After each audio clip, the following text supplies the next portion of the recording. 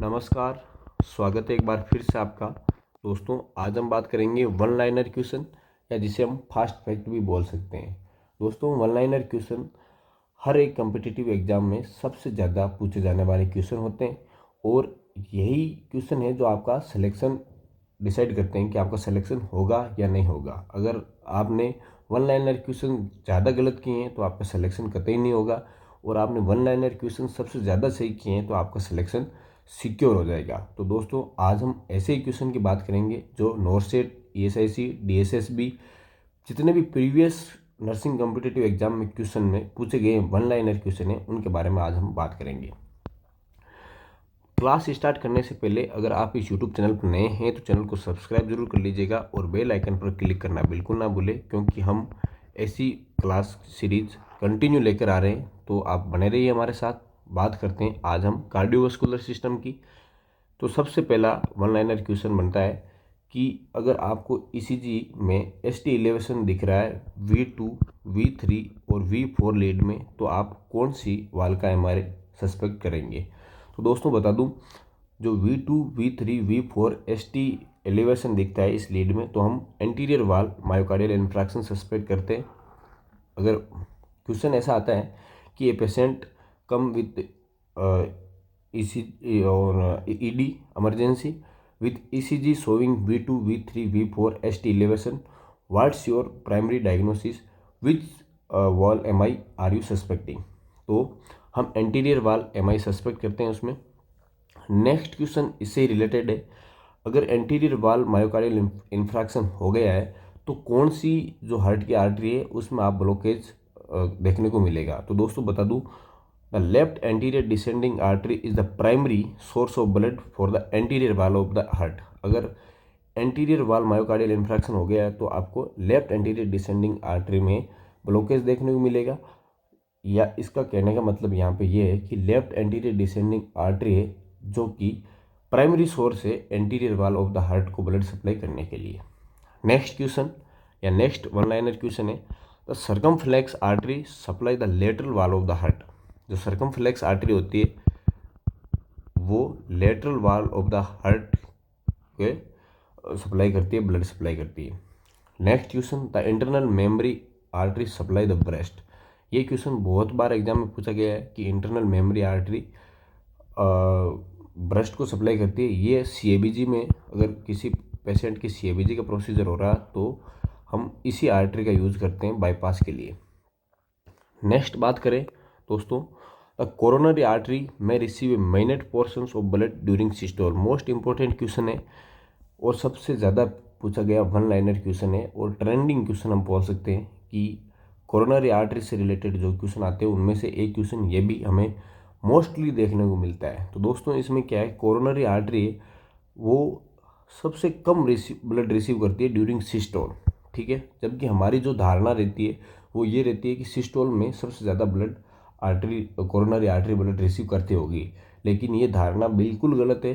Coronary artery है जो सबसे कम ब्लड रिसीव करती है ड्यूरिंग सिस्टोल, और उसी का उल्टा हमें देखने को मिलता है, most of the blood flow to the coronary artery is supply during diastole. Diastole होता है सबसे ज़्यादा ब्लड रिसीव करती है कोरोनरी आर्टरी, ठीक है। नेक्स्ट आपका जो वन लाइनर क्वेश्चन है, breathing pattern are irrelevant to blood flow. Breathing pattern और ब्लड फ्लो का कोई रिलेशन नहीं है। अगर आप ऐसे सोच रहे होंगे कि ब्रीथिंग पैटर्न हम जब टेकीपिनिया या जो रेस्पिरेटरी रेट है वो इंक्रीज हो जाएगी तो ब्लड फ्लो भी इंक्रीज हो जाएगा, तो उसका कोई रिलेशन नहीं है। दोनों इरेलीवेंट है, उनका कोई पैटर्न निश्चित नहीं है कि भाई ब्लड फ्लो और रेस्पिरेटरी पैटर्न कुछ समानुपाती या ऐसे कुछ होते हैं, कुछ नहीं होता है, दोनों में इरेलीवेंट है। नेक्स्ट बात करें, एथेरोस्क्लेरोसिस और plaque formation is the leading cause of coronary artery diseases. ये भी क्वेश्चन बहुत इंपॉर्टेंट है। एथेरोस्क्लेरोसिस और जो प्लेक फॉर्मेशन है कोरोनरी आर्टरी डिजीज का सबसे मेन कॉज है। मोस्ट कॉमन कॉज, ये क्वेश्चन बहुत बार पूछा गया है कि most common cause of coronary artery disease है, जिसमें ऑप्शन आपको एथेरोस्क्लेरोसिस देखने को मिलेगा और यही सबसे ज़्यादा कॉज होता है कोरोनरी आर्टरी डिजीज कॉज करने का। Next, A myocardial infarction is commonly a result of coronary artery disease. जो मायोकार्डियल इन्फ्रैक्शन है वो रिजल्ट करता है कोरोनरी आर्टरी डिजीज से, ठीक है। अगर किसी पेशेंट को कोरोनरी आर्टरी डिजीज है तो उसको मायोकार्डियल इन्फ्रैक्शन होने के बहुत ज़्यादा चांसेस है। Next, in atherosclerosis hardened blood vessels can't dilate properly, therefore they constrict blood flow and block oxygen transport. As a result, oxygen can't reach the heart muscles, resulting in angina.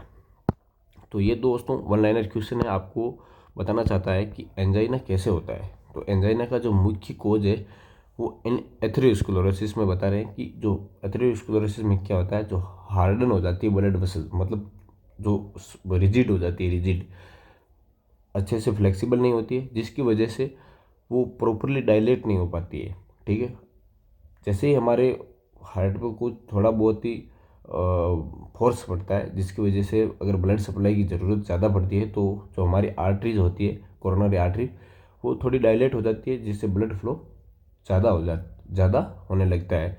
लेकिन atherosclerosis में हमें क्या देखने को मिलता है, atherosclerosis में जो आर्टरी है वो प्रॉपरली डायलेट नहीं हो पाती है, या जो हार्ड हो जाती है जिसकी वजह से वो डायलेट नहीं हो पाती है, जिसकी वजह से जो ब्लड फ्लो है वो कॉन्स्ट्रिक्ट होता है, और उसकी वजह से जो ऑक्सीजन है वो ब्लॉक हो जाती है, ऑक्सीजन का जो ट्रांसपोर्ट है वो ब्लॉक हो जाता है, जिसकी वजह से as a result oxygen can't reach the heart muscle. अगर ऑक्सीजन हार्ट मसल्स में नहीं पहुंचेगी, उसकी वजह से हमें एंजाइना देखने को मिलता है। तो दोस्तों आपको पता चल गया होगा कि एंजाइना हमें क्यों देखने को मिलता है। एंजाइना हमें लेक ऑफ ऑक्सीजन या ऑक्सीजन की कमी की वजह से, हार्ट की मसल्स में ऑक्सीजन की कमी की वजह से हमें एंजाइना देखने को मिलता है।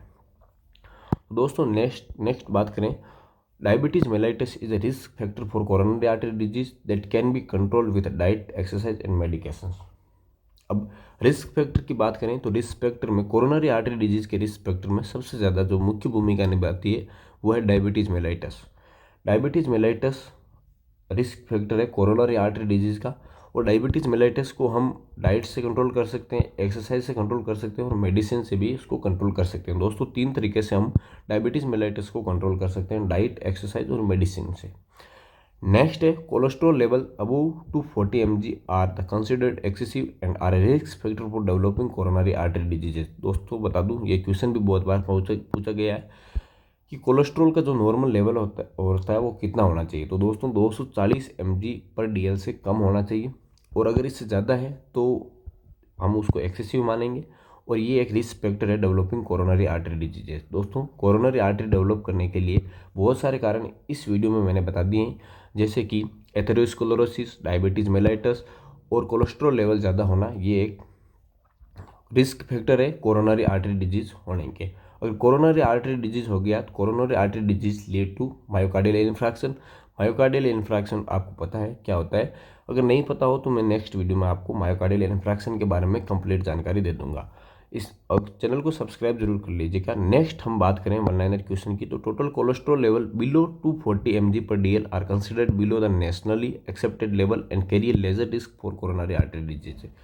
अगर कोलेस्ट्रॉल लेवल 240 mg/dl से कम है तो वो कंसिडर्ड सेफ कर सकते हैं हम उसको, और वो एक लेजर रिस्क करता है कोरोनरी आर्टरी डिजीज को, ठीक है।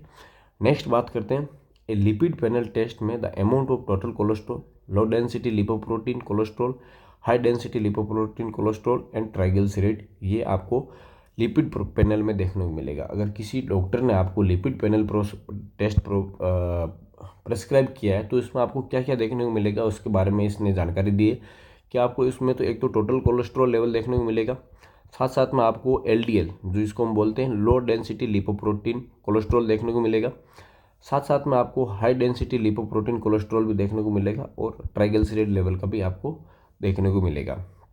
तो दोस्तों ये थी कंप्लीट क्लास आपको फास्ट फैक्ट या वन लाइनर के रिगार्डिंग। अगर आपको और भी क्लास चाहिए या इस क्लास में कोई भी डाउट हुआ तो आप हमें कमेंट सेक्शन में ज़रूर बताएं। We are happy to help you. और ये क्लास है जो हम कंटिन्यू रखेंगे टिल नॉरसेट और डीएसएसबी ESIC के एग्ज़ाम होंगे तब तक।